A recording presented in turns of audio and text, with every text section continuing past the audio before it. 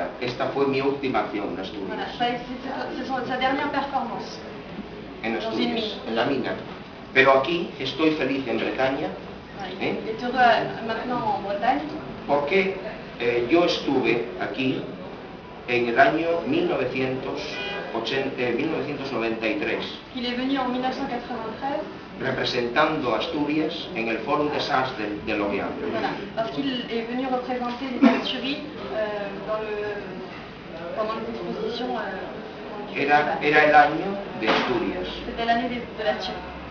Y traje una instalación.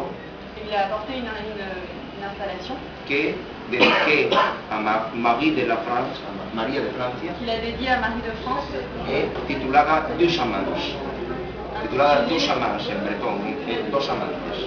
Deux amants. Dos amantes.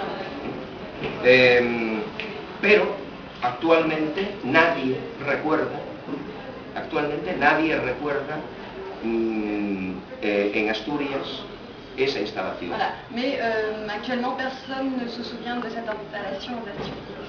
Pero encuentro amigos aquí en Bretaña que sí recuerdan cuando estuve aquí hace 12 años. Voilà. Mais il rencontre encore aujourd'hui des personnes ici à Lorient qui se souviennent de son installation de 1980. En Bretaña hay memoria. Voilà. En Bretagne, il y a la mémoire.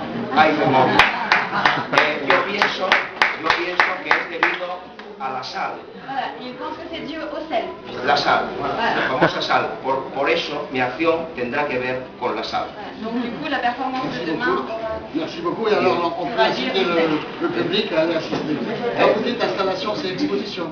Pour eux, Je parle d'installation. Le mot installation, c'est exposition. demain, c'est une performance. Oui, non, ça j'ai compris. Mais quand tu parles de ces installations, Si, c'est quand on parle d'installation. exposition pour nous, Une c'est exposition. le mot, non? No, C'est un genre.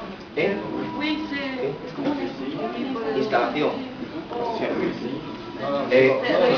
Sí, un momento, mira. Escultura. D'accord. Ah oui, d'accord. Instalación. Instalación. Porque una persona puede sentarse aquí. Instalación. Instalación, ¿no? Sí. C'est vrai? Bien, alors on remercie beaucoup. Et maintenant on va passer à Pascal Lamour. Vous pouvez rester tout à l'heure, il y aura une petite démonstration des danseuses et